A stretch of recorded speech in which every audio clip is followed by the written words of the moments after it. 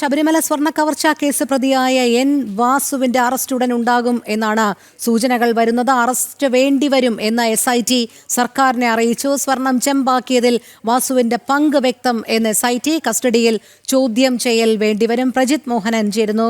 പ്രജിത്ത്, കൂടുതൽ വിവരങ്ങൾ തെളിവുകളുടെ അടിസ്ഥാനത്തിൽ ലഭ്യമാകണമെങ്കിൽ കസ്റ്റഡിയിലുള്ള ചോദ്യം ചെയ്യൽ തന്നെ വേണ്ടിവരും. അതുകൊണ്ട് തന്നെ എൻ വാസുവിന്റെ അറസ്റ്റ് ഉടൻ ഉണ്ടാകുമെന്ന് തന്നെയാണോ പ്രതീക്ഷ? അങ്ങനെ തന്നെയാണ്. ഇപ്പോൾ SITയുടെ ഒരു നിർണായക നീക്കമാണ് സർക്കാരിനെ ഈ വാസുവിൻ്റെ അറസ്റ്റ് സംബന്ധിച്ച വിവരം അറിയിച്ചു എന്നുള്ളത്.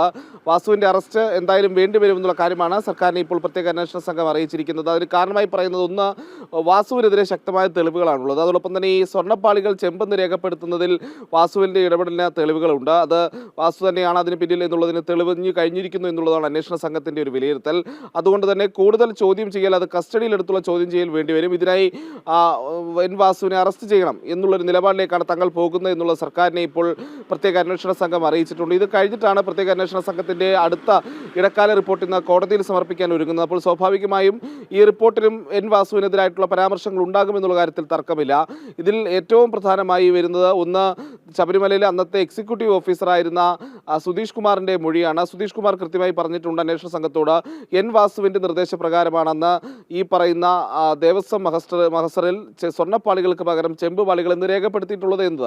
അപ്പോൾ സ്വാഭാവികമായും അന്നത്തെ എക്സിക്യൂട്ടീവ് ഓഫീസറുടെ ആ മൊഴിയുടെ കൂടി അടിസ്ഥാനത്തിലായിരുന്നു എൻ വാസുവിനെ ആദ്യം അന്വേഷണ സംഘം ചോദ്യം ചെയ്തതും ഇനി അത് അറസ്റ്റ് അടക്കമുള്ള നടപടികളിലേക്ക് അന്വേഷണ സംഘം കടക്കാൻ ഒരുങ്ങുന്നതും എന്നുള്ളതാണ്. എൻ വാസുവിനെ ഇപ്പോൾ പ്രതി ചേർത്തിരിക്കുന്നത് ഉണ്ണികൃഷ്ണൻ പോറ്റിയുടെ റിമാൻഡ് റിപ്പോർട്ടിലാണ് മൂന്നാം പ്രതിയായി എൻ വാസുവിനെ ഉൾപ്പെടുത്തിയിരിക്കുന്നത്. അങ്ങനെ നിലവിൽ ഈ കേസിൽ അറസ്റ്റിലായിരിക്കുന്ന 3 പേരിൽ ഏറ്റവും ഉന്നതനായ ആൾ എൻ വാസുവാണ് എന്നുള്ള കാര്യത്തിൽ തർക്കമില്ല. കാരണം 2 തവണ ശബരിമലയിൽ ദേവസ്വം കമ്മീഷണറും അതിനുശേഷം ഈ സ്വർണ്ണപ്പാളി കവർച്ചയ്ക്ക് ശേഷം ശബരിമലയിലെ ദേവസ്വം ബോർഡ് പ്രസിഡന്റുമായി മാറിയ വളരെ ശക്തനായ ഒരു ഉദ്യോഗസ്ഥനും രാഷ്ട്രീയത്തിനുമൊക്കെ വളരെ ശക്തിയുള്ള, വളരെ സ്വാധീനശേഷിയുള്ള ഒരു നേതാവ് കൂടിയാണ്, അല്ലെങ്കിൽ അങ്ങനെയുള്ള ആൾ കൂടിയാണ് എൻ വാസു.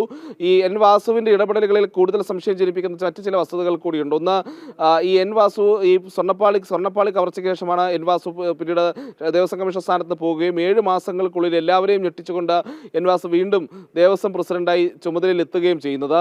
അതിനുശേഷം അന്നത്തെ എക്സിക്യൂട്ടീവ് ഓഫീസർ, ഇപ്പോൾ കേസിലെ 2ാം പ്രതിയായിട്ടുള്ള എക്സിക്യൂട്ടീവ് ഓഫീസർ സുധീഷ് കുമാറിനെ ഈ പറയുന്ന എൻ വാസുവിൻ്റെ പേഴ്സണൽ അസിസ്റ്റന്റായി നിയമിക്കുന്ന ഒരു സാഹചര്യം ഉണ്ടായി. അപ്പോൾ അത്തരം ഇടപെടലുകളെല്ലാം ദുരൂഹമാണെന്ന് തന്നെയാണ് വിലയിരുത്തൽ. പ്രത്യേകിച്ച് ഈ ശബരിമലയിലെ സ്വർണ്ണക്കവർച്ചയ്ക്ക് ശേഷം ആ ഫയലുകളൊക്കെ കൈകാര്യം ചെയ്യാൻ എൻ വാസുവിനും സുധീഷ് കുമാറിനുമൊക്കെ കഴിഞ്ഞിരുന്നു എന്നുള്ള കാര്യവും ഇതിലെടുത്ത് പറയേണ്ടതുണ്ട്. അങ്ങനെയെങ്കിൽ ഈ ഫയലുകളുടെയൊക്കെ അവസ്ഥ എന്തായിരിക്കും എന്നുള്ള കാര്യം നമുക്ക് ഊഹിക്കാവുന്നതേ ഉള്ളൂ. ആ തട്ടിപ്പ് മറയ്ക്കാനുള്ള ശ്രമങ്ങളുടെ ഭാഗമായി ഏതെങ്കിലുമൊക്കെ ഫയലുകൾ നഷ്ടമായോ എന്നടക്കമുള്ള കാര്യങ്ങളിൽ ഇനിയും വ്യക്തത വരേണ്ടതുണ്ട്. അപ്പോൾ സ്വാഭാവികമായും എൻ വാസുവിനെ ചോദ്യം ചെയ്യുന്ന ഒരു നടപടിയിലേക്ക് പോവുകയാണ്.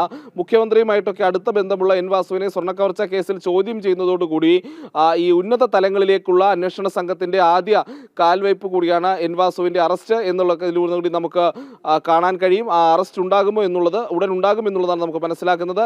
അപ്പോൾ അതിന്റെ നടപടിക്രമങ്ങൾ എത്രയും വേഗം അന്വേഷണ സംഘം മുന്നോട്ട് കൊണ്ടുപോവുകയാണ് എന്നുള്ളതാണ് അറിയാൻ കഴിയുന്നത്. അതിൽ ഏറ്റവും പ്രധാനം ഇന്ന് കോടതിയിൽ ഇടക്കാല റിപ്പോർട്ട് സമർപ്പിക്കുക എന്നുള്ളതാണ്. ഈ റിപ്പോർട്ടിന് ശേഷമായിരിക്കും അറസ്റ്റ് അടക്കമുള്ള തുടർ നടപടികളിലേക്ക് അന്വേഷണ സംഘം കടക്കുക എന്നുള്ളതാണ് നമുക്ക് ഇപ്പോൾ ലഭ്യമാകുന്ന വിവരം. ശരി, പ്രജിത് മോഹനനാണ് വിവരങ്ങൾ നൽകിയത്.